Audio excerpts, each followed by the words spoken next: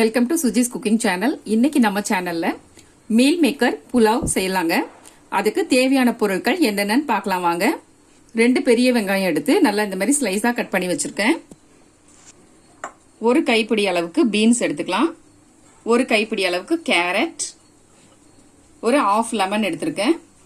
ஒரு 4-5 பச்சை மிளகாய் எடுத்து இந்த மாதிரி 2 கீரி எடுத்து வச்சிருக்கேன். ஒரு கைப்பிடி அளவுக்கு புதினா எடுத்து வச்சிருக்கேன். கொஞ்சமா கொத்தமல்லி இலை, ஒரு சின்ன தக்காளி எடுத்து பொடிசா நறுக்கி வச்சிருக்கேன். புலாவ் சாதத்துக்கு வந்து தக்காளி அதிகமா சேர்க்க கூடாது, அதனால சின்னதா ஒரு தக்காளி மட்டும் எடுத்திருக்கேன்.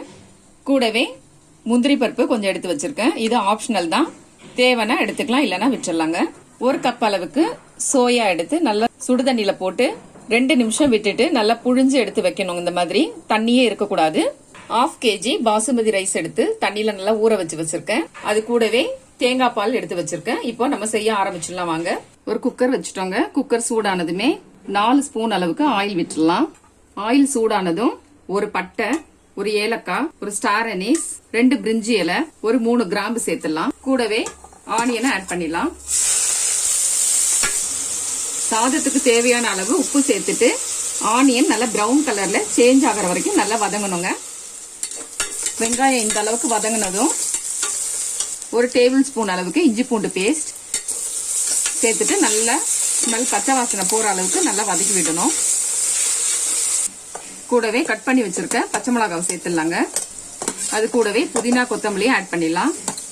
எல்லாமே சேர்த்துட்டு நல்லா வதக்கி விடணும். ஒரு 2 நிமிஷம் நல்லா வதங்கட்டும். கட் பண்ணி வச்சிருக்க தக்காளி ஆட் பண்ணிடலாம்.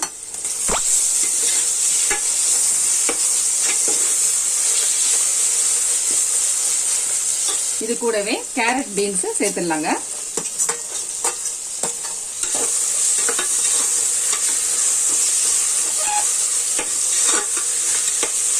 இந்த காய் எல்லாமே ஒரு 2 நிமிஷம் இந்த ஆயிலே நல்லா வதங்கணும், அப்பதான் டேஸ்ட் நல்லா இருக்கும். காய் வதங்கினதும் எடுத்து வச்சிருக்க முந்திரி பருப்பு ஆட் பண்ணிடலாம். இது கூடவே மீல் மேக்கர் சேர்த்துடலாங்க. மீல் மேக்கர் சேர்த்துட்டு திரும்பவும் ஒரு 2 நிமிஷம் அந்த ஆயில்ல நல்லா வதக்கி விடணும். இதுல நம்ம எடுத்து வச்சிருக்க அரிசியை இப்போ சேர்த்துடலாங்க. அரிசி சேர்த்துட்டு அந்த ஆயில்ல நல்லா கிளறி விடணும்.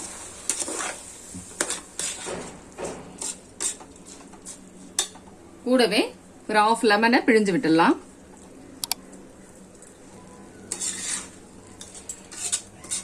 நான் 1/2 கிலோ அரிசி எடுத்தேன்னு சொன்னேன். 1/2 கிலோனா இந்த டம்ளர்ல எனக்கு 2.5 டம்ளர் அளவுக்கு வரும். இப்ப இதுல வந்து 2 டம்ளர் அளவுக்கு தேங்காய் பால் சேர்த்துடலாம்.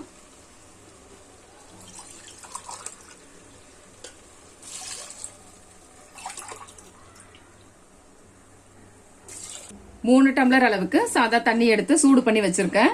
அதை இதோட சேர்த்துடலாம். தேங்காய் பால் ஏன் கம்மியா சேர்த்திருக்கேன் அப்படின்னாக்கா, அதிகமா ஃபுல் அண்ட் ஃபுல் நம்ம தேங்காய் பால் சேர்த்தோம்னாக்கா சாதம் ரொம்ப திகட்ட ஆரம்பிச்சிடும், அதனால சாப்பிட முடியாது. அதே மாதிரி சாதமும் வேகாம ரொம்ப இறுகி போயிரும். அதனால நீங்க கொஞ்சமா பாதி அளவுக்கு தேங்காய் பாலும் பாதி அளவுக்கு சாதாரண தண்ணியும் சேர்த்துட்டீங்கன்னா சாதம் சாப்பிட்றதுக்கு ரொம்ப நல்லா இருக்கும். தண்ணி சேர்த்துட்டு நல்லா கிளறி விட்டுறலாங்க. இப்ப நல்லா தண்ணி கொதிக்கட்டும். இந்த நேரத்துல உப்பு காரம் எல்லாம் கரெக்டா இருக்கான்னு செக் பண்ணிடலாம். நம்ம தண்ணி நல்லா கொதிச்சிருச்சுங்க. இப்ப நம்ம குக்கர் மூடிய போட்டு மூடிட்டு ஒரு 10 நிமிஷம் ஸ்லோ குக் பண்ணி இறக்கிடலாம். 10 மினிட்ஸ் ஆயிடுச்சுங்க. குக்கர் ஓபன் பண்ணிட்டேன். பாருங்க நல்லா அழகா சாதம் உதிரி உதிரியா வந்திருக்கு. மீல் மேக்கர் புலாவ் ரெடி பண்ணிட்டோங்க. நீங்களும் உங்க வீட்ல இதே போல ட்ரை பண்ணி பார்த்துட்டு உங்களுடைய கமெண்ட்ஸ் எனக்கு சொல்லுங்க. என்னுடைய சேனலை சப்ஸ்கிரைப் பண்ணிடுங்க. Okay, bye friends.